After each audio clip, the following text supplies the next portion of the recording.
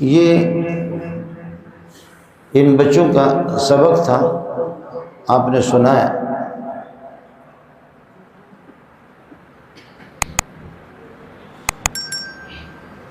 یہاں کی حفظ کی کلاسیں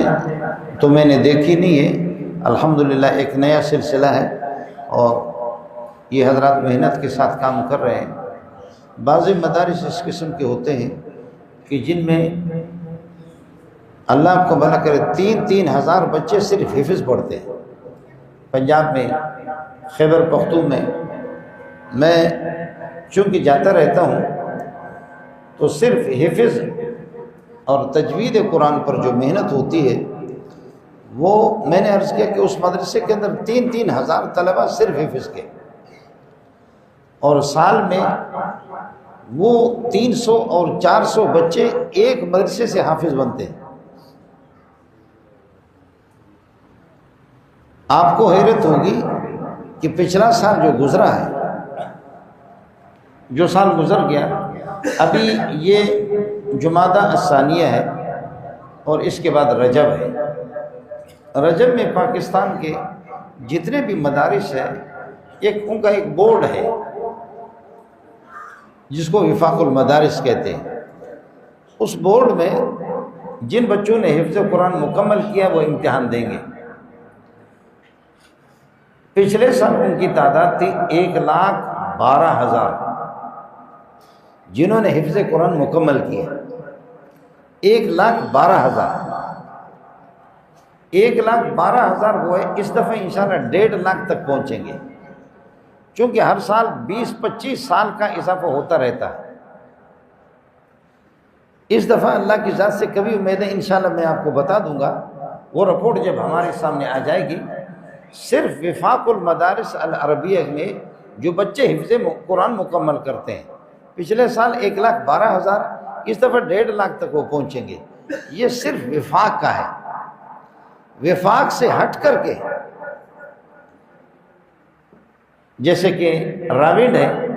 راونڈ کا مدرسہ اور اس کی شاخیں، اور پاکستان کی چاروں صوبے میں مکاتب قرآنیہ جو ان کا نصاب وہ راونڈ کے ساتھ ہے، ان کی ایک بہت بڑی تعداد، ہزاروں کی تعداد میں وہ ہے۔ اور پھر راونڈ کے اس سے ہٹ کر کے اور وفاق المدارس سے ہٹ کر کے اندرون سندھ، بلوچستان، خیبر پختون اور یہ ہے کہ پنجاب، گلگت، بلتستان، یہ علاقے پاکستان کے جنگلوں میں، صحراؤں میں، ریگستانوں میں آپ جائیں گے، بخدا آپ کو وہاں صحراؤں میں اور جنگلوں میں وہاں بھی حافظ قرآن، حفظ پڑھانے والے مل جائیں گے۔ اسکول کا نام و نشان نہیں ہے، اسکول اور کالج کا نام و نشان نہیں ہے۔ میرا خود جس گاؤں سے تعلق ہے اس میں کوئی اسکول نہیں ہے، لیکن آپ کو میں اس میں 20 علماء دکھا سکتا ہوں، علماء اور حافظ ہیں۔ اسکول نہیں ہے،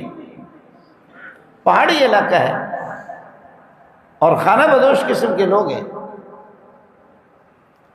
ریگستانوں میں، صحراؤں میں اور جنگلوں میں۔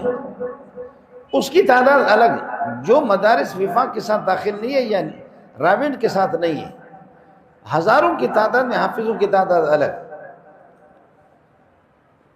اور پھر یہ مسئلہ صرف دیوبندیوں کا ہوا۔ آپ اندازے کے مطابق یوں سمجھے کہ 2.25 لاکھ آپ لے لیں دیوبندیوں کے یہاں حافظ قرآن بنتے ہیں۔ بریلوی حضرات ماشاءاللہ وہ بھی محنت کر رہے ہیں، ان کے ہاں ایک بہت بڑی تعداد ہے،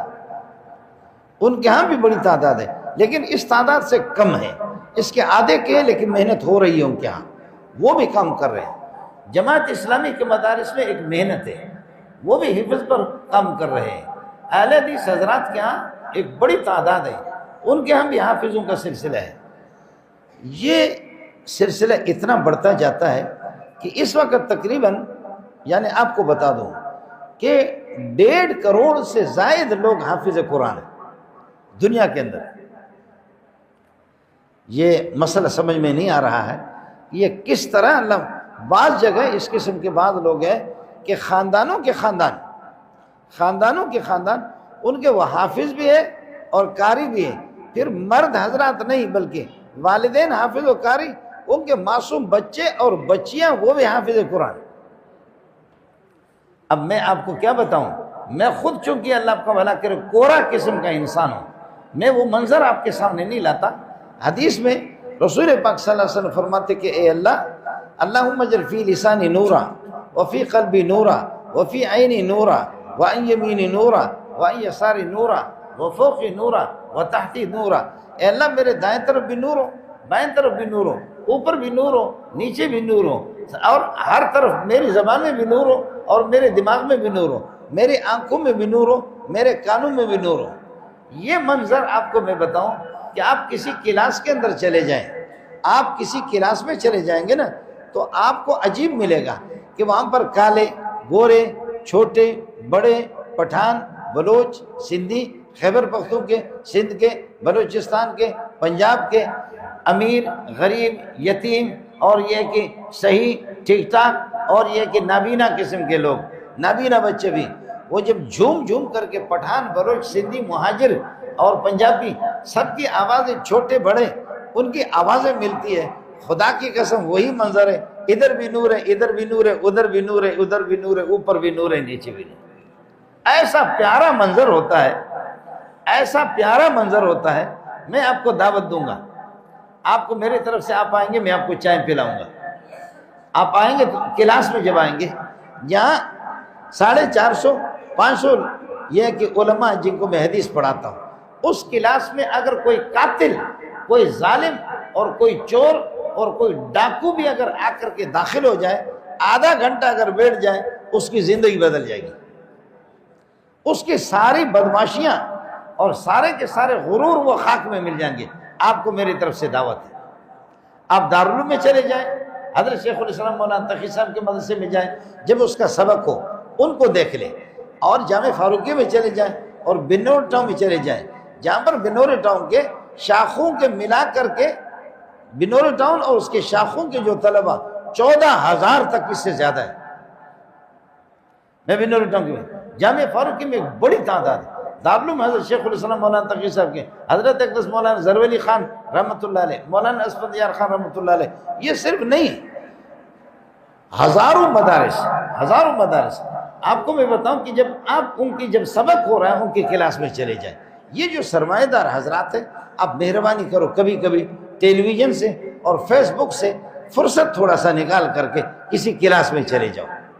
مولانا تقی صاحب کے سبق میں چلے جاؤ، جامع فاروقی میں چلے جاؤ، بنور ٹاؤن میں چلے جاؤ،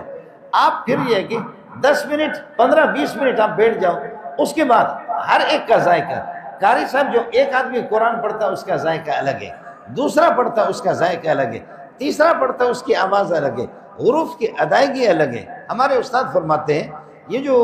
کلاشنکوف کی گولی ہوتی ہے نا، کلاشنکوف کی گولی کو اگر آپ اس کو اٹھا کر کے کسی کو ماریں گے تو چوٹ لگے گی، لیکن یہ کہ وہ مرے گا نہیں، چوٹ لگے گی مرے گا نہیں۔ آپ جتنا بھی طاقتور ہے، G3 کی گولی اور کلاشنکوف کی گولی اٹھا کر کے کسی کو مار دو، زخمی تو ہوگا لیکن مرے گا نہیں۔ تو آپ یہ کہیں گے کہ اس گولی پہ لعنت ہو، سنا تھا، یہ لاؤڈ اسپیکر کی آواز تھوڑا سا کم کر دو، یہ لوگوں کے کانوں میں لگ رہا ہے۔ آپ پھر یہ کہیں گے کہ بھائی کلاشنکوف کی گولی کو ایک طاقتور آدمی نے مارا ہو لیکن سامنے والا مرا نہیں، آپ کہیں گے سامنے والا مرا نہیں، تو آپ کہیں گے کلاشنکوف کی گولی کا قصور ہے، اس پر لعنت بھیجیں گے؟ نہیں، کلاشنکوف کی گولی کا قصور نہیں ہے، استعمال آپ نے غلط کیا، آپ نے غلط استعمال کیا، ہاتھ سے اس کو اٹھا کر کے مارا۔ اگر کلاشنکوف کی اس گولی کو کلاشنکوف میں رکھ کر کے فائر کر دو گے نا، اس کو کلاشنکوف میں رکھ کر کے فائر کر دو تو پھر دیکھے گا انسان کے جسم سے وہ گولی پار ہو جائے گی، اپنا راستہ بنائے گی۔ کلاشنکوف کی گولی میں طاقت ہے لیکن آپ نے غلط استعمال کیا۔ بخدا یہی حال ہے، قرآن اتنا طاقتور ہے، اتنا طاقتور ہے، لیکن مولوی منظور جیسے نالائق آدمی کی زبان سے آپ سنیں گے اس میں وہ مزہ نہیں ہوگا، اس میں وہ کیفیت نہیں ہوگی۔ اگر اس کو ابو بکر و عمر اور محمد کی زبان سے قرآن کو اگر آپ سنو گے تو پھر آسمان بھی جھوم جائے گا، تارے بھی نیچے آ جائیں گے، محمد کو دیکھ لو، یہی ہوگا۔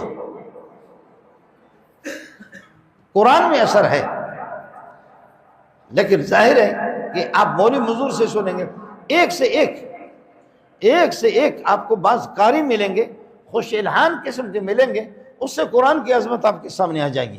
آپ کو پتہ چلے گا کہ قرآن کیا ہے، پھر آپ کو پتہ چلے گا کہ کس طریقہ پر حضرت اقدس صلی اللہ علیہ وسلم فرماتے ہیں، ترمذی کی روایت ہے، فرمایا کہ میں آپ اس کی آواز اور اونچی کر لیں، آواز کم کرو، لوگوں کو تکلیف ہو رہی ہے۔ ترمذی شریف کی حدیث ہے، حضرت فرماتے ہیں ابو بکر میں رات کو آپ کے گھر سے قریب سے گزرا، آدھی رات کو، ابو بکر میں نے کان لگایا، آپ تہجد میں قرآن کی تلاوت کر رہے تھے، لیکن آپ کی تلاوت کی آواز پست تھی، آواز آپ کی پست تھی، آہستہ آپ کی آواز تھی، کیوں؟ فرمایا کہ یا رسول اللہ، میں جس خدا کو راضی کرنا چاہ رہا ہوں اور جس خدا کے لیے میں آدھی رات کو اٹھ کر کے تہجد میں قرآن پڑھتا ہوں، وہ خدا میرا اس سے پست آواز کو بھی سنتا ہے، تو لہذا اونچی آواز سے پڑھنے کی ضرورت کیا ہے، وہ اس سے پست آواز کو بھی سنتا ہے۔ تو آپ نے فرمایا کہ نہیں، آپ اپنی آواز اونچی کر لو۔ علماء نے لکھا کہ آواز اس لیے اونچی کرو، ابو بکر خدا تو سنتا ہے لیکن آپ کی قرات کے لیے جنات اور فرشتے آتے، آواز اونچی کرو ان کو بھی مزہ آ جائے، آواز اونچی کرو کہ ان کو بھی مزہ آ جائے۔ اور عمر کو کہا کہ عمر، میں محمد آپ کے گھر کے قریب سے گزرا، اوئے آپ کی ایسی آواز اونچی آ رہی تھی، ایسی اونچی آواز، اتنے زور سے آپ کیوں پڑھتے ہیں؟ فرمانے لے اوقظ الوسنان واطرد الشیطان، میں جو لوگ سوئی و خراٹے لے رہے تہجد نہیں پڑھتے ان کو جگانا چاہتا ہوں، واطرد الشیطان، شیطان کو بھگانا چاہتا ہوں، لوگوں کو جگانا چاہتا ہوں، شیطان کو بھگانا چاہتا ہوں۔ فرمایا عمر شاباش ہے، لیکن اپنی آواز ذرا پست کر لو، آپ اپنی آواز ذرا پست کر لو۔ یہ گھروں میں پھر حضرت اقدس صلی اللہ علیہ وسلم فرماتے ہیں کہ بخدا آدھی رات کو کبھی اٹھ کر کے مجھے پتہ چلتا ہے، انی لعارف اصوات الاشعریین، میں اشعری ابو موسیٰ اشعری، تیرے قوم کے لوگ آدھی رات کو اٹھ کر کے جب تہجد میں قرآن پڑھتے ہیں، مجھے محمد کو پتہ چلتا ہے، خیموں کے اندر سفر میں بھی اگر ہوں تو خیموں میں آدھی رات کو اس خیمے سے آواز آ رہی ہے، یہ کون سے قبیلے کے، ادھر سے آواز آ رہی یہ کس قبیلے کے، ادھر سے آواز آ رہی کس، میں اشعری لوگوں سے مجھے اتنی محبت ہے کہ آپ کے قرآن کی آواز کو سن کر کے میں محمد جانتا ہوں کہ یہ اشعری لوگ۔ ایسے شاگرد آپ نے پیدا کیے، ماحول جب قرآنی بنے گا۔ میری گزارش آپ سے یہ ہے کہ گھر کے اندر اگر 10 افراد ہیں، 12 افراد ہیں، اس میں میری بیٹیاں ہیں، ہماری مائیں ہیں، بہنیں ہیں، اب اللہ کے لیے 10-12 افراد میں سے 2 بندے تو کم از کم اس قسم کے ہوں، 24 گھنٹے میں یاسین شریف کی تلاوت تو آپ کے گھر میں کریں، سورہ تبارک الذی بیدہ الملک کی یہ کہ آپ کے گھر میں تلاوت کریں، اور آپ کے گھر کے اندر سورہ نور کی، جہاں سورہ نور کی تلاوت ہوگی آپ کے گھر کے اندر بے حیائی کا سوال نہیں ہوگا۔ جس گھر کے اندر سورہ نور کی تلاوت ہوگی بے حیائی کا سوال ہی نہیں ہوگا، بے حیائی وہاں آئے گی بھی نہیں، بے حیائی وہاں آئے گی بھی نہیں، اور اگر بے حیائی وہاں آ گئی تو پھر مولوی منظور پہ لعنت بھی کرنا نہیں ہوگی۔ ہماری ماں اور بہنیں اور بیٹیوں کی طرف غلط نگاہ کوئی کر نہیں سکے گا، اللہ اس کی بینائی کو سلب کر دے گا، اللہ اس کی بینائی کو سلب کر دے گا، اللہ اس کو معاف کر دے گا، خدا اس کو شل کرے گا۔ جس گھر کے اندر یاسین شریف کی تلاوت ہے، سورہ نور کی تلاوت ہے، وہاں ان ماؤں کی طرف اور اس گھر کی طرف کوئی غلط خیال کرے گا، پاک پروردگار اس کو ہدایت دے گا، بصورت دیگر پاک پروردگار اس کو عبرت کا نشانہ بنائے گا۔ یہ وہ ہمارے لیے ہتھیار ہے کہ جو محمد رسول اللہ صلی اللہ علیہ وسلم نے ہمیں یہ ہے کہ فراہم کیے۔ آپ کو حیرت ہوگی، حدیث میں آتا ہے کہ رسول پاک صلی اللہ علیہ وسلم نے 1 رکعت کے اندر 5 پاروں کی تلاوت کی ہے۔ ابھی میں نے آہستہ آہستہ ان بچوں کو پڑھایا، لیکن حضرت کے بارے میں کہاں یہ بلوچ کا بچہ، کہاں ہم لوگ اس مقام تک پہنچ سکتے ہیں۔ حدیث میں آتا ہے، اماں ام سلمہ رضی اللہ تعالیٰ عنہ فرماتی ہے، رسول پاک صلی اللہ علیہ وسلم کی ایسی تلاوت ہوتی تھی، ایسی تلاوت، ایک ایک لفظ کو واضح اور آسان، واضح کر کے صاف صاف کر کے آپ صلی اللہ علیہ وسلم پڑھا کرتے تھے۔ کانت قرأت حرفاً حرفاً۔ اب اندازہ کرو 1 رکعت کے اندر 5 پاروں کی تلاوت کرے۔ دوسری رکعت میں حدیث میں اس کا تذکرہ نہیں ہے کہ دوسری رکعت میں 1 پارہ پڑھا یا آدھا پارہ پڑھا، لیکن اس کا تذکرہ کہ 5 پاروں کا۔ اور حضرت عثمان نے، آپ کے داماد میں، حدیث میں آتا ہے کہ انہوں نے 2 رکعت کے اندر پورا قرآن 1 رکعت میں ختم کیا، دوسری رکعت میں پھر شروع ہو گئے۔ آپ کو سمجھ میں نہیں آئے گا، میں بھی خود کو رہا ہوں، مجھے سمجھ میں نہیں آیا، کیا یہ مولوی لوگ ایسے؟ آپ شرط رکھو، آپ شرط رکھو، میں ابھی بندہ آپ کے حوالے کر لیتا ہوں، آپ اپنے حافظ کو بٹھاؤ، کسی کو بٹھاؤ، اس کو کھڑا کر دو، وہ انشاءاللہ یہ سردی کی راتیں لمبی ہوتی ہیں، وہ الف لام میم ذالک الکتاب سے اور الحمد سے شروع کرے گا والناس تک انشاءاللہ فجر کی اذان سے پہلے آپ کو 2 رکعتوں کے اندر ختم۔ ہمت کرو، کوئی پٹھان اگر یہاں موجود ہے شرط لگائیں، کرے آپ ہمت، بندے آپ کو میں دے دوں گا، بندے مل جائیں گے، میں خود کو رہا ہوں، میں اپنی بات نہیں کر رہا، میں تو خود ہی، اللہ ہماری تقریریں رٹی ہوئی ہوتی ہے، ہم اس قابل نہیں۔ میرے پاس شاگرد ہمارا آ گیا، شاگرد تو ہم ہزاروں کو پڑھاتے ہیں، ہزاروں شاگرد علماء، ایک شاگرد آ گیا، اس نے کہا کہ استاد جی عبد الرحمن سدیس نے حرم شریف کے کعبۃ اللہ کے امام ہیں، اس نے عشاء کی نماز پڑھائی، عشاء کی نماز پڑھانے کے بعد کہنے لگے کہ لوگ چلے گئے، سردی کی لمبی راتیں تھیں، میں نے اس دن پانی کم پیا اور کھانا کم کھایا تاکہ پیشاب اور قضاء حاجت کی نوبت نہ آ جائے۔ کہنے لگے استاد جی حرم شریف کے اندر کعبۃ اللہ کو سامنے رکھ کر کے میں نے الف لام میم سے شروع کیا، صبح فجر کی اذان اب تک نہیں ہوئی تھی، والناس تک 2 رکعتوں کے اندر میں نے پورا قرآن پڑھا۔ آدمی پڑھ سکتا، اب بھی اللہ کے بندے ہیں۔ یہ جو سارا نظام چل رہا ہے نا، یہ انہی کی وجہ سے چل رہا ہے،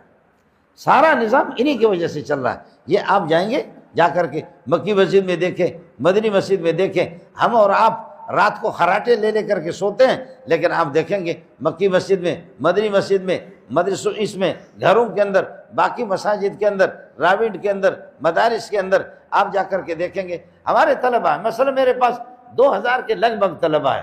ان میں یہ کہ بیکار قسم کے لوگ بھی ہوتے ہیں، ان میں اللہ آپ کا بھلا کرے غافل قسم کے ہوتے ہیں، لاپرواہ قسم کے بھی ہوتے ہیں، نہ پڑھنے والے بھی ہوتے ہیں، والدین زوری ان کو بھیجتے ہیں کہ جا کر کے پڑھو، ان کی کوئی دلچسپی نہیں ہوتی۔ لیکن بعض طالب علم قسم کے ہوتے ہیں کہ آدھی رات کو لوگ سوئے ہوئے خراٹے لے رہے ہیں، لیکن وہ طالب علم اٹھ کر کے تہجد پڑھ کر کے رو رہے ہیں۔ آپ کو مکی مسجد میں بھی ملیں گے، مدنی مسجد میں بھی ملیں گے، مسجدوں میں ملیں گے، گھروں کے اندر بوڑھے ملیں گے، بوڑھی مائیں ملیں گے۔ انہی کی وجہ سے پاکستان برقرار ہے۔ یہ اللہ پاک نے آپ لوگوں کو، پاکستانیوں کو، عجیب اللہ پاک نے یہ کہ ان نعمتوں سے نوازا ہے۔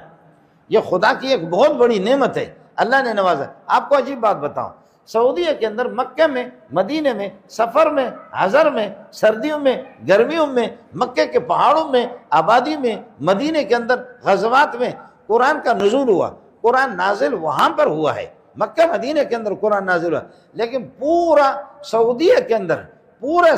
کے اندر سالانہ حافظوں کی تعداد وہ 4500 یا 5000 ہوتی ہے۔ حافظ حضرات کی تعداد 4500 یا 5000، کہاں 4000 اور 5000 اور کہاں 1,12,000، اس دفعہ انشاءاللہ 1.5 لاکھ۔ یہ صرف وفاق کے، بریلویوں کے الگ، جماعت اسلامی کے الگ، اہل حدیث کے الگ، اور رابنڈ کے حافظوں کی تعداد الگ، ان کی شاخوں کی تعداد الگ، دیگر چھوٹے مکاتب ان کی تعداد الگ۔ میں عرض کر رہا ہوں کہ کم از کم 2.25 لاکھ تک تو صرف یہ ہے کہ حافظوں کی تعداد سال میں اضافہ ہوتا ہے۔ اس میں اللہ کو رکھے، پاکستان کے اندر 4500 پورے سعودیہ کے اندر، آپ 5000 لے لیں، آپ 6000 لے لیں، ان میں سے عربوں کے جو بچے ہوں گے وہ 2000 حافظ ہوں گے، باقی پٹھانوں کے ہیں، بلوچیوں کے ہیں، سندھیوں کے ہیں۔ اس لیے یہ غریب لوگ، اللہ آپ کو بھلا کرے، یہ بچے انہی کے حافظ ہوتے ہیں۔ عبد الرحمن سدیس آپ کو اچھا مل رہا ہے، قربان جاؤ اس پر، کتنے بہترین تلاوت ہے، سعود شرین کی کتنے بہترین تلاوت ہے۔ ان کے اساتذہ آپ کے پاکستان کے قرہ ہیں، ان کو پڑھانے والے آپ کے پاکستان کے قاری لوگ ہیں، پاکستان ہی کے لوگ ہیں، اور ان کو قرآن پڑھانا، قرآن نازل یہی ہوا تھا، لیکن انہوں نے غفلت سے کام لیا۔ سعودیہ کے اندر، مکہ اور مدینے میں ان کو قرآن پڑھانے والا اور سکھانے والا یہ آپ کے پاکستان کے لوگ ہیں۔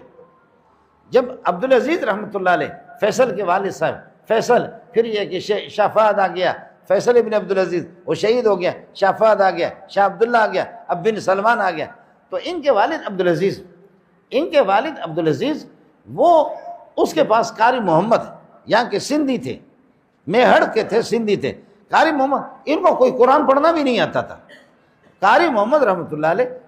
عبدالعزیز کے پاس، شاہ عبدالعزیز کے پاس گئے، کہنے لگے عبدالعزیز قرآن آپ لوگوں کے علاقے میں نازل ہو گیا، محمد رسول اللہ کے صحابہ حافظ کیسے بہترین قرآن پڑھنے والے کہ آسمان بھی رش کرتا تھا۔ اب خدا کے بندو تم لوگوں کو قرآن پڑھنا بھی نہیں آتا، مہربانی کرو اپنے کچھ عرب مجھے دے دو، بچے دے دو، میں قاری محمد عیسیٰ والد کا نام عیسیٰ، میں آپ کو یہ کہ قرآن پڑھاؤں گا اور آپ کے بچوں کو پڑھاؤں گا۔ اس سے قاری محمد صاحب سے اور اس کے بعد دیگر حضرات گئے، مصر سے کچھ لوگ آ گئے۔ اب اللہ کے فضل و کرم سے سعودیہ کے اندر یہ سلسلہ پڑا، اور عرب تو ویسے ہی تھوڑی سی محنت اگر عرب کے ساتھ ہو جائے، اللہ نے ان کے اندر وہ صلاحیت رکھی ہے، عربوں کی زبان، عربوں کی یادداشت ہم سے بہت آگے ہے، اور ان کی زبان کو اللہ نے بنایا ہی قرآن پڑھنے کے لیے۔ اب تو اللہ پاک نے کرم کر دیا، سلسلہ بڑھ رہا، لیکن پھر بھی پاکستان سے بہت پیچھے۔ 5,000 6,000 آپ حافظ لے لے سالانہ، 5-6 ہزار کہاں، 1.5-2 لاکھ کہاں، 1.5-2 لاکھ کہاں۔ اس لیے میری گزارش آپ سے ہوگی، اللہ تعالیٰ آپ حضرات کو دنیا اور آخرت کی خوشیاں نصیب فرمائے، اللہ تعالیٰ آپ کو ترقیوں سے نوازے، اللہ آپ کے علم میں، عمل میں، عمر میں، اولاد میں، رزق میں ہر طرح سے برکت نصیب فرمائے،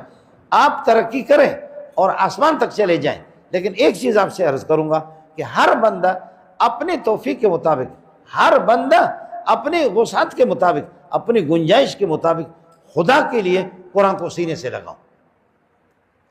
قرآن کے ساتھ آپ کا تعلق ہو، دینداروں کے ساتھ آپ کا تعلق ہو۔ میں آپ کو یہ نہیں کہتا کہ آپ سارے کے سارے مولوی بن جائیں، آپ سارے کے سارے حافظ بن جائیں، کم از کم آپ کے گھر کے اندر 10-12 افراد ہیں، 10-12 افراد میں سے کچھ اگر حافظ نہیں بن سکتے، ناظرہ قرآن تو ان کو پڑھا دو، ناظرہ قرآن پڑھا دو۔ میں ایک حدیث آپ کو سنا دیتا ہوں، میرے نبی نے فرمایا ان الجوف الذی لیس فیہ القرآن کالبیت الخرب، جس سینے کے اندر قرآن نہیں ہے وہ کھنڈرات کی طرح، ویران کھنڈرات۔ آپ نے پٹھانوں نے، بلوچوں نے دیکھا ہوگا، یہ جو باہر جو کھنڈرات ہوتے ہیں، مکانات ہوتے ہیں، جن کی پرانے مکانات، جن کی چھتیں گر جاتی ہیں اور وہ کھنڈرات ہوتے ہیں، بچے جا کر کے ان میں پیشاب کرتے، بچے جا کر کے گند کرتے، بڑے لوگ بھی جا کر کے ان میں گند کرتے۔ فرمایا جس سینے کے اندر قرآن نہ ہو نا تو شیطان جو ہے نا، شیطان آ کر کے اس میں گند، وہ کھنڈرات کی طرح، تو شیطان آ کر کے اس کے اندر گند ڈالتا ہے، اس کے اندر شیطان گئے۔ یہ جو آخری صورت آپ پڑھتے ہیں نا، من شر الوسواس الخناس، خناس کا معنی پیچھے ہٹنے والا، اور جب وہ اللہ کا ذکر سنتا ہے، قرآن پورا کا پورا ذکر ہے، جب قرآن کو سنتا ہے تو پیچھے ہٹتا ہے، الذی یوسوس فی صدور الناس سے، لیکن جب قرآن نہیں ہوتا پھر آگے بڑھتا ہے۔ ان شیطان یجری من الانسان مجری الدم، وہ انسان کے اندر اس طرح داخل ہوتا ہے اور انسان پر ایسا کنٹرول کرتا ہے جیسے کہ آپ کا خون آپ کے رگ و ریشے کے اندر، آپ کا خون آپ کے رگ و ریشے کے اندر، خون جس طرح دوڑتا ہے، یہ خبیث اس طریقہ پر ہے، اس کو اس طریقہ پر تسلط حاصل ہے، لیکن اس کا واحد طریقہ بھگانے کا طریقہ کہ ہماری اولاد کو گمراہ نہ کریں، ان کو گانے کے اندر نہ لگائیں۔ یہ اب تو خیر ہمارے مولویوں کے اندر بھی فیس بک آپ لوگوں نے ہمارے ہاتھ میں دے دیا، فیس بک، اس میں مولوی صاحب بھی قرآن کی تلاوت چھوڑ دیا، صوفی صاحب نے بھی چھوڑ دیا، وہ سردی کی لمبی راتوں میں اس میں بھی وہ بھی لگا کر کے دیکھتا ہے، سمجھے، وہ آ کر کے اللہ آپ کو بھلا کرے، اس میں بھی یہ کہ کیا ہے، فاحشہ قسم کی، بدکار قسم کی، غلط قسم کی خواتین کی تصویریں آتی ہیں۔ اب ایک دیکھا تو گھنٹوں کے گھنٹے اس میں گزر جاتے ہیں، تو کیا آپ کا گزارا، شریعت آپ کو منع نہیں کرتی ہے، شریعت آپ کو اجازت دیتی ہے، ٹیلی فون آپ کی ضرورت ہے استعمال کرو، لیکن میرا اور آپ کا کام اس سے بھی تو ہوتا ہے، میرا اور آپ کا کام اس سے بھی تو ہو جاتا ہے۔ اللہ آپ کا بھلا کریے کہ وہ ہمارے طالب علم کو ناظم صاحب نے پکڑ لیا، اور پتہ نہیں 40-50 ہزار روپے کا اس کا یہ کہ موبائل تھا، وہ ٹچ موبائل اور فیس بک والا، اس طرح اللہ کو ناظم نے پکڑ لیا۔ اب ناظم نے ضبط کر دیا کہ بھائی اس کی اجازت ہم آپ کو نہیں دے سکتے۔ طالب علم میرے پاس آ کر کے رونے لگے، کہنے لگے کہ استاد جی میں آپ کے پاس آیا ہوں، ناظم صاحب نے ہمارا موبائل ضبط کیا ہے، اور اس کو، میں یتیم قسم کا ہوں اور یتیم قسم کا آدمی ہوں، اور یہ ہے کہ 50-60 ہزار کی پتہ نہیں کتنے کا میرا موبائل ہے۔ اس کو میں نے کہا اس قسم کا موبائل ہے؟ کہنے لگے کہ نہیں، وہ دوسرا والا جس میں پورے ٹیلی ویژن سب کچھ آ جاتا ہے، اسی قسم کا موبائل ہے۔ تو میں نے کہا اللہ کے بندے آپ تو پھر یتیم نہیں، اصل یتیم تو میں ہوں، میرے پاس یہ ہے، اصل یتیم تو میں ہوں۔ خدا کے بندے، جب وہ پورا ٹیلی ویژن ہے، اس کے اندر سارا نظام ہے، آپ چھٹی ہو جائے آپ کو عصر کے بعد، آپ اپنے والدین کو اطلاع کر دیں، والدہ کو، والد تو نہیں ہے یتیم ہے تو والدہ کو اطلاع کر دیں، اماں جی میں مدرسے میں خیریت سے پڑھ رہا ہوں، کراچی کا حالت اگرچہ خراب ہے لیکن میں ٹھیک ہوں۔ آپ بھائی کو اطلاع کریں، بہنوں کو اطلاع کریں، رشتہ داروں کو اطلاع تو آپ اس سے بھی کر سکتے ہیں، لیکن وہ جو لعنت آپ نے جو لی ہے اور اس میں آپ پھر تصویریں دیکھتے، ننگی تصویریں، تو پھر میں نے عرض کیا کہ آپ یتیم نہیں ہیں، اصل یتیم تو میں ہوں کہ میرے پاس یہ نہیں ہے،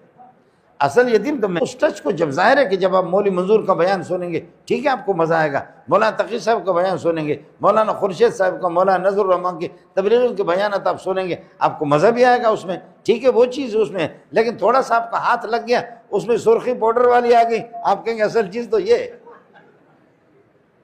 اس کو دیکھ کر کے آپ کہیں گے اصل چیز تو یہ ہے، وہ پہلے والے مولوی اتنی بڑی داڑھی وہ پگڑی اس کو کیا کرنا ہے، اصل چیز تو یہ ہے، اسی کو دیکھ لو۔ اس لیے گزارش یہ ہے کہ شیطان ہم پر کس طرح کنٹرول کرتا ہے، شیطان ہمارے گھروں میں کس طریقے پر داخل ہوتا ہے، شیطان ہمارے دل و دماغ پر کس طریقے پر اس کا سوار ہے۔ قرآن کے ساتھ آپ کا تعلق ہونا چاہیے، علماء کے ساتھ آپ کے تعلق ہو، مسجد کے ساتھ آپ کا تعلق ہو، ساتھ ہی جب فارغ ہو جائے کر لے اپنے آپ کو، آدمی فارغ نہیں ہوتا دنیا کی مصروفیات سے اور مشغولیات سے، لیکن فارغ کر لو اپنے آپ کو، فارغ کر لیں آپ اپنے گھر کے کام کاج آپ نے نمٹا لیا، نمٹا کر کے پھر یہ کہ مسجد میں آ جاؤ، اللہ کے گھر میں آ جاؤ۔ حضرت جبریل علیہ السلام سے رسول پاک صلی اللہ علیہ وسلم نے کہ یہ حضرت سے پوچھا کہ سب سے پسندیدہ جگہ دنیا کے اندر کیا ہے، حضرت خاموش رہے، پھر جواب مل گیا سب سے پسندیدہ دنیا کے اندر سب سے پسندیدہ اور قیمتی جگہ وہ مسجد ہے، وہ مسجد ہے، اور سب سے ناپسندیدہ جگہ فرمایا وہ بازار ہے،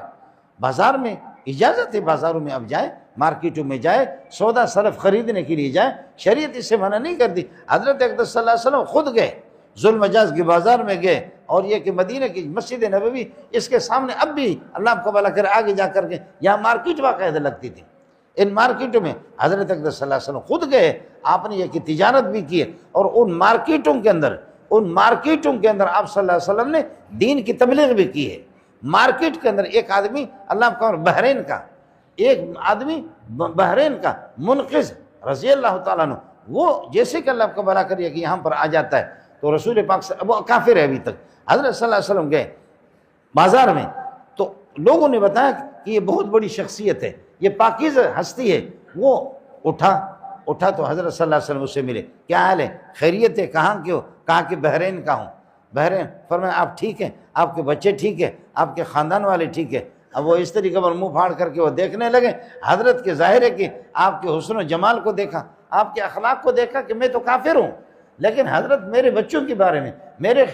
قبیلے کے بارے میں پوچھ رہا ہے کہ آپ خیریت سے، آپ کے لیے کوئی دشواری تو نہیں ہے، یہ پوچھ کر کے کہنے لگے اگر اسلام یہی ہے تو لا الہ الا اللہ محمد رسول اللہ، میں تو مسلمان۔ پھر حضرت صلی اللہ علیہ وسلم نے اس کو خط لکھ کر کے دے دیا، اس کا جو سسر تھا وہ بہت بڑے سردار تھے، فرمایا ان کو میرا سلام پہنچا دینا، اور یہ کہ ان کو جا کر کے میرا یہ پیغام دے دینا۔ خط ان کو دیا، اس نے جا کر اپنے سسر کو بحرین میں دیا، بڑے بڑے لوگوں کو جمع کیا اور بتایا کہ آپ نے یہ کہ اس طریقے پر آپ کو اسلام کی دعوت دی ہے، آپ نے تو محمد کو نہیں دیکھا، میں نے دیکھا، میں دیکھ کر کے میں تو ہاتھ پہ بک گیا، میں تو اللہ آپ کا بھلا کریے کہ کیا زر خرید غلام بن گیا، یہ ہے اسلام، یہی ہے۔ اس شخصیت کو میں نے دیکھا، اس نے یہ ترتیب بیان کی، تو جو ان کا سسر تھے دوسرے لوگ تھے 40 تک بڑے بڑے لوگ، وہ سارے مسلمان ہو گئے،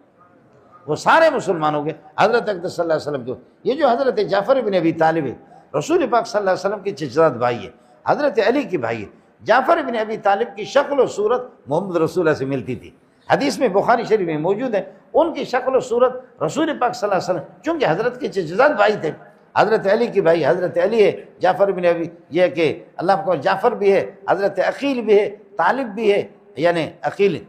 طالب آپ کا بھائی، یہ سب اللہ آپ کا بھلا کریے کہ ابو طالب کی ہے کہ اولاد ہے، تو ابو طالب اس کا بیٹا ہے، تبھی تو کہتے ہیں ابو طالب۔ تو یہ حضرت جعفر، جب یہ حضرات یہاں سے بھاگے، مشرکین نے جب ان کو تنگ کیا تو یہ حضرات پہلے 30 بندے یہاں سے بھاگے، جان بچانے کے لیے حبشہ چلے گئے، پھر اس کے بعد یہ کہ 70 بندے اور گئے۔ ابو جہل کو پتہ چل گیا کہ یہ لوگ یہاں سے بھاگ کر کے یہ کہ جا رہے حبشہ، تو حضرت ان کو نجاشی رضی اللہ تعالیٰ عنہ، جس کا نام تھا اسحمہ، جو حبشہ کے بادشاہ تھے،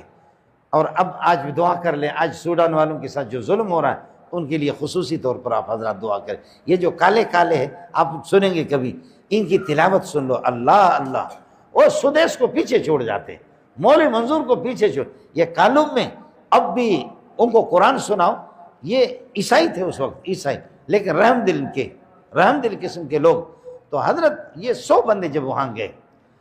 تو ابو جہل نے یہاں سے خط لکھا حضرت نجاشی کو، جو کہ صدر تھے، اس کے حبشہ کے صدر تھے، ان کو خط لکھا کہ ہمارے ملک کے دہشت گرد آپ کے علاقے کے اندر آ گئے، آپ اپنے علاقے سے ان کو نکال دیں، ورنہ یہ ہے کہ ہم سے ناراض نہیں ہونا، ہم کارروائی کریں گے۔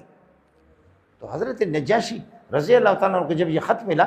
تو انہوں نے کہا یہ دہشت گرد کون؟ میرے ملک کے اندر دہشت گرد آ گئے ہیں اس قسم کے۔ تو پھر اس نے اپنے کمانڈوں کو کہا تم لوگ جا کر کے تلاش کرو یہ کون لوگ آ گئے۔ چنانچہ ابو موسیٰ اشعری کو اور جعفر بن ابی طالب کو، جو نبی کے چچزاد بھائی تھے اور حضرت علی کے بھائی تھے، ان کو پکڑ کر کے کچھ افراد کو لائے حضرت نجاشی کے سامنے۔ تو حضرت نجاشی نے دیکھا تو یہ حبشہ کے لوگ خود کالے کالے ہوتے ہیں، ان کی شکل دیکھی وہ محمد کی، رسول پاک صلی اللہ علیہ وسلم کے چچزاد بھائی تھے، آپ کے خاندان کے تھے، بنو ہاشم کے تھے۔ ایسے دیکھ دیکھ کر کے جعفر بن ابی طالب کو حیران ہو گیا، کہنے لگے کہ آپ لوگ کون ہیں؟ کہنے لگے ہم محمد رسول اللہ کے آپ کے غلام ہیں اور آپ کے امتی ہے، وہ اللہ کا رسول ہے، یہ آخری نبی ہے اور اس کا یہ۔ کہا وہ نبی تمہیں کیا کہتا ہے؟ کہا کہ یہ حکم دیتا ہے نماز پڑھو، روزہ رکھو، حج کرو، اخلاق لوگوں کے ساتھ عزت کے ساتھ اخلاق کے ساتھ پیش آ جاؤ، نرمی کرو، ظلم نہ کرو، بے حیائی نہ کرو، شراب نہ پیو، اس طرح بے حیائی کی یہ باتیں چھوڑ دو، اور یہ ہے کہ اللہ کو ایک سمجھو، اللہ کے ساتھ شرک نہ کرو۔ کہا کہ کچھ اس کا ہے آپ کے پاس کوئی اور چیز، کوئی کلام وغیرہ ہے؟ تو حضرت جعفر بن ابی طالب نے سورہ مریم کی تلاوت کی، شروع کیا، فرمائے میں آپ کو سناتا ہوں۔ جب سنا تو حضرت نجاشی رونے لگے، صدر صاحب رونے لگا، رو رو کر کے فرمانے لگے لو کنت عنده لغسلت عن قدمه، خدا کی قسم اگر میں اس محمد کے پاس ہوتا اس کے قدموں کو دھو کر کے میں پیتا، اس کے پاؤں کو دھو کر کے میں پیتا۔ کیا خوش قسمت کے قسم کے تم لوگوں، میں امور مملکت میں اور یہ ہے کہ مسائل میں لوگوں پہ گھرا ہوا ہوں لیکن مسلمان ہو گیا۔ فرمایا کہ بس اب فکر نہیں کرو، کوئی ماں کا لال آپ کو کچھ بھی نہیں کر سکتا، کوئی دہشت گرد نہیں ہے۔ حکم دیا کہ ان کے ساتھ اللہ آپ کا بھلا کریے کہ کیا ہے، ان کو ہر قسم کی مراعات دی جائے، ان کا خیال کیا جائے، اپنے میرے ملک کے اندر ان کو رکھا جائے، عزت کے ساتھ ان کی حفاظت کی جائے۔ پھر اس کے بعد آپ نے 30 افراد کے، دوسری روایت میں ہے کہ 80 بندے آپ نے بھیجے، بڑے بڑے چیدہ قسم کے۔ فرمایا جب شاگرد اس قسم کے تو استاد کیسے ہوگا؟ تم لوگ جاؤ، میں تو فارغ نہیں ہوں، آپ لوگ جاؤ ان کے استاد کو دیکھو، یہ جعفر کو جنہوں نے مجھے گرویدہ بنا کر کے مسلمان کر دیا، ان کے استاد کو جا کر کے دیکھو۔ تو بھائی استاد تقی صاحب تو نہیں تھا، استاد مولوی نظر الرحمان نہیں تھا، مولوی خورشید نہیں تھا، مولانا طارق جمیل صاحب نہیں تھا، مولوی منظور ان کا استاد نہیں تھا، استاد تو محمد تھے۔ جب رسول پاک صلی اللہ علیہ وسلم کے پاس یہ لوگ گئے تو حضرت اقدس صلی اللہ علیہ وسلم سے انہوں نے اپیل کی کہ آپ کے پاس کیا ہے؟ فرمایا اللہ کا کلام ہے۔ فرمایا آپ ہمیں کچھ سنائیں گے؟ تو رسول پاک صلی اللہ علیہ وسلم نے خود اپنی پیاری آواز میں، جیسے کہ صحابی کہتے ہیں کہ خدا کی قسم واللہ ما سمعت احسن صوتا من صلی، خدا کی قسم محمد کی آواز سے اچھی کسی کی آواز نہیں تھی۔ حضرت نے یاسین شریف سنا دی تو وہ سارے کے سارے رو پڑے اور وہ سارے مسلمان ہو گئے۔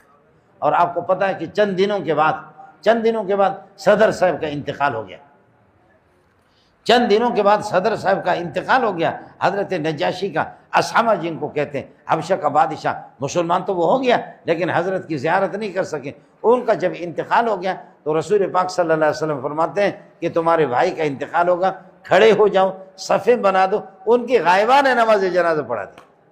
یہ صرف ان کی خصوصیت ہے۔ ایک اور صحابی ہے، ان کی غائبانہ نماز جنازہ اپنے دو کی پڑھی ہے، ورنہ سینکڑوں صحابہ مختلف علاقوں میں ان کے انتقال ان کا ہوتا رہا، کسی کی غائبانہ نماز جنازہ نہیں۔ لیکن یہ صدر صاحب جو مسلمان ہو گیا، محمد کا غلام بن گیا، اور یہ کہ مختلف کہنے لگے کہ جس پر ظلم ہو رہا ہے میرے ملک میں آ جائے، حبشہ کے اندر آ جائے، میں اس کو رعایت دوں گا، اس کا خیال بھی کروں گا، ہر طرح سے ان کی کفالت کروں گا۔ دیکھتا ہوں کہ ابو جہل یا عتبہ یا شیبہ یا امیہ بن خلف یہ کون ہوتے ہیں کہ جو میرے ملک میں آ جائے، میں آپ کو ہر طرح سے سپورٹ کروں گا۔ دینداروں کو سپورٹ کیا۔ آج یہ ہے کہ نجاشی کا ایک ذکر ہے بخدا۔ آج حدیثوں کے اندر ہم پڑھتے ہیں کہ نجاشی کو اللہ نے کیسی عزت دی اور اس کے کمانڈو جو گئے وہ مسلمان ہو گئے، اللہ نے ان کو کس طرح عزت دی، قرآن نے ان کا تذکرہ کیا۔ آپ لوگ سنیں گے یہ جو 7واں پارہ ہے، وَإِذَا سَمِعُوا مَا أُنزِلَ إِلَى الرَّسُولِ، جب یہ سنتے ہیں اس قرآن کو کہ نبی پر جو نازل ہوئے، تَرَىٰ أَعْيُنَهُمْ تَفِيضُ مِنَ الدَّمِ، تو آپ ان کی آنکھوں کو دیکھیں گے، ان کی آنکھوں سے آنسو بہتا ہے اور وہ روتے رہے، وہ یہی ہے، انہی کا ذکر ہے۔ حضرت نجاشی ہے اور اس کے ماننے والے یہ حضرات رحم دل قسم کے لوگ، اور یہ سارے کے سارے مسلمان ہو گئے۔ قرآن کے ساتھ جڑے، آپ دین کے ساتھ آپ جڑ جائیں، تبلیغی جماعتوں کے ساتھ جڑ جائیں، مساجد کے ساتھ جڑ جائیں۔ میری دعا ہے اللہ تعالیٰ اس مسجد کو اور اس مدرسے کو ہر طرح ترقیوں سے نوازے، اور پاک پروردگار دنیا آخرت کی ڈھیروں خوشیاں آپ حضرات کو یہ کہ نصیب فرما دے، اور اللہ تعالیٰ یہ کہ اس مدرسے کو نماز نہیں ہے تو دعا تو کر لیتے ہیں۔ ہر طرح سے پاک پروردگار آپ کی آمد کو اور آپ کے بیٹھنے کو اپنے بارگاہ میں قبول فرمائے۔ جن دوستوں نے بارگاہ الہی میں ہاتھ اٹھائے ہوئے اللہ سب کی مغفرت کے فیصلے فرما دے، بخشش کے فیصلے فرما دے۔ اللہ سب کے علم میں، عمل میں اور اولاد میں، رزق میں برکتیں عطا فرمائے۔ مملکت اسلامی خدا داد پاکستان اللہ اس ملک کی حفاظت فرما دے۔ ملک کے اندر جو اس وقت جو تشویشناک صورتحال ہے اس سلسلے میں بھی آپ حضرات خصوصی طور پر دعا فرمائیں۔ اللہ ہمارے اس ملک کے اندرونی بیرونی ہر قسم کی شرور اور آفات سے اس ملک کی حفاظت فرما دے، اس ملک کے باشندگان کی بھی حفاظت فرما دے، مائیں بہنیں بیٹیاں ان کی عزت آبرو کی حفاظت فرما دے، جان مال کی حفاظت فرما دے۔ جہاں جہاں بھی مسلمان بے بس بے کس سہارا اللہ تعالیٰ ان کے لیے سہارا بن جائے، اللہ ان کی مدد فرمائے، اللہ ان کی نصرت فرمائے۔ سوڈان والوں کے لیے خصوصی دعا فرمائے، اہل فلسطین اہل غزہ کے لیے دعا فرمائے۔ جہاں جہاں بھی مسلمان ہندوستان کے اندر، کشمیر کے اندر جہاں بھی بے بس بے کس بے سہارا ہے، اللہ ہر طرح سے ان کی مدد فرما دے۔ پاک پروردگار یہ ہے کہ سب کو پیارے پیغمبر صلی اللہ علیہ وسلم کا پکا اور سچا عاشق بنا دے، بیماروں کو شفا کاملہ عاجلہ نصیب فرما دے، اور مرحومین کی مغفرت کاملہ فرما دے۔ ہم سب کی طرف سے درود